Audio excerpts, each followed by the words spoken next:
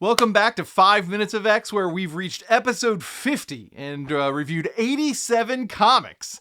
I know technically there have been a few extras in there, and this is that's great, but this is the huge, great official milestone. I wish I could foil and emboss the metaphorical cover of this issue.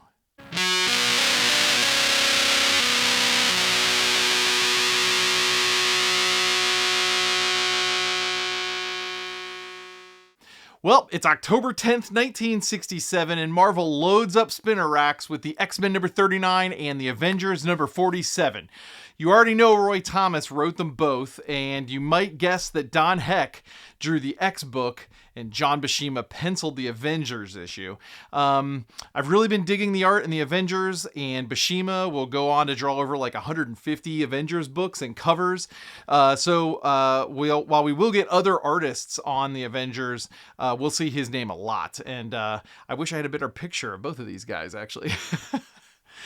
So our X book this month will finish up the Factor 3 story we have been nursing for 10-ish issues at this point. That's hard to say. We open with a split team. Cyclops and Iceman are in the U.S. military base, and Angel, Marvel Girl, and Beast are in the Russian castle prison. Our splash page is super cool. We're still watching the Mutant Master watch the events as they go down, and his perspective on the page it's pretty cool. It really fits the moment here. It's actually the only cool thing this guy has ever actually done, is spy on other people. Cyclops and Iceman fight their way through the US military and end up freezing the air filtration system. It's a cool use of powers and smart thinking. The nukes won't go off for now, so we're safe there. When Eunice and Mastermind show up, a brief battle ensues, but Iceman makes a ton of fog and they escape from the base in their silver saucer that they took last issue. Cool use of powers there, smart thinking. Why fight if you don't have to? Cutting to Russia, we have Beast, Marvel Girl, and Angel. They're in that cell with Blob. Marvel Girl uses her telekinesis to pull the guard towards the bars, and Beast knocks him out. They grab the keys and get free. Cool use of powers there. Smart thinking. There is a three-way scramble for a briefcase as Blob, the X-Men, and the Russians all need it. Story beat-wise, this briefcase should just contain like the nuclear launch codes or something, but it's a bomb and it's set to go off. And I guess it'll set off the nukes. I don't know. In any case, the X-Men get it off the base and it explodes harmlessly in midair. Both teams end up in the Mutant Master base, and somehow Charles is free. Somehow Palpatine returned. He talks the mutant villains into helping the X-Men against the Mutant Master. Banshee destroys the little floaty ship that the Mutant Master is using, and then he turns into a space octopus.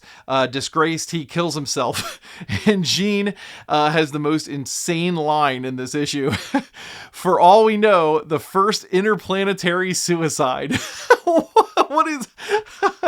Oh, man. So our mutant antagonists don't agree to stay allies with our X-Peeps, and we blow up the base and head home. Once back at the X-Mansion, Jean debuts more new uniforms. These updates are kind of a mixed bag. A version of the new Jean outfit will be a mainstay for the next 40 plus years. Scott's is also pretty close to what he'll wear into the 90s, but Angel and Beast get some gnarly updates, and those don't stick around. They're super ugly. So our 5-page backup story covers how Scott joined the X-Men.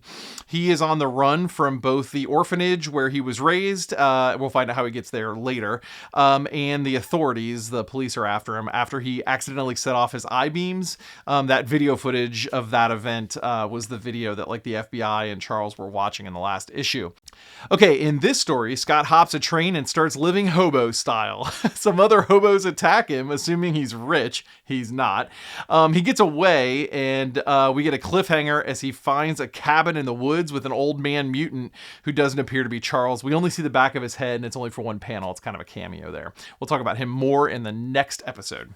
Okay, on to one of the more convoluted stories that I've read in Avengers. In issue number 47 here, Magneto was apparently recaptured by the Stranger and left on a nameless planet with Toad. It's never explained how Toad got there. We last saw Toad on the first planet that the Stranger left Magneto on, but here he is now.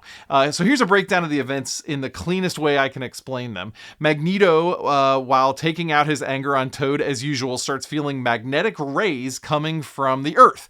Meanwhile, on Earth, Dr. Whitman, the son of a dead villain named the Black Knight, wants to do good to counteract his father's evil deeds.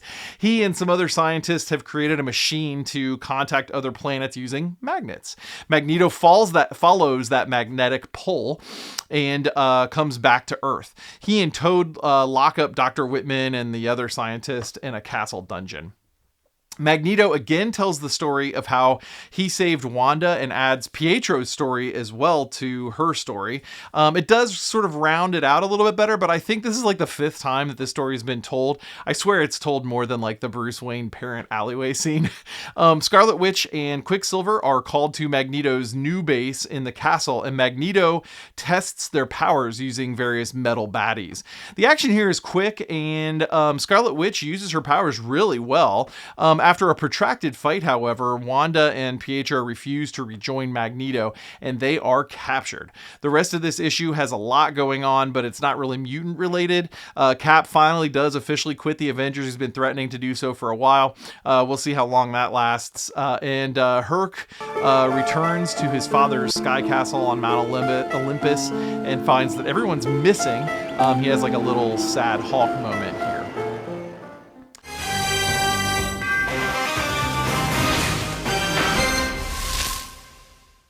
All right, so this X-Men story is rather paint by numbers, but both teams keep using their powers in super smart ways.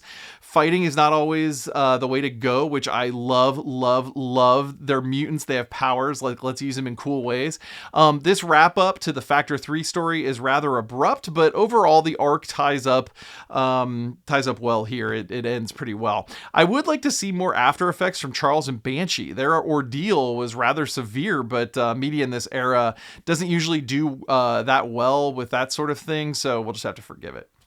The Avengers story has lost its focus a bit. The team is completely fractured, which I hope means that they can like come back together in future issues and it's like a triumphant move. But I don't like the way that Magneto is drawn throughout this issue, and it's really distracting. His face is just sort of dopey instead of strong and competent. It's very Saturday morning cartoon.